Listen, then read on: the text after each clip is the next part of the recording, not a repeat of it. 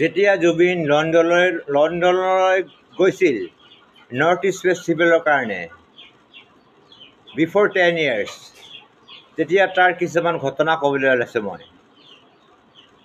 সি চাদা খায়, তো তেখেতৰ মেনেজাৰ সিদ্ধাৰ্থ ফুকনে ক'লে, এই জুবিন দা, তুমি মৰাবলৈ আছা নেকি? ইয়াত চাদা খোৱাটো বন্ধ আছে।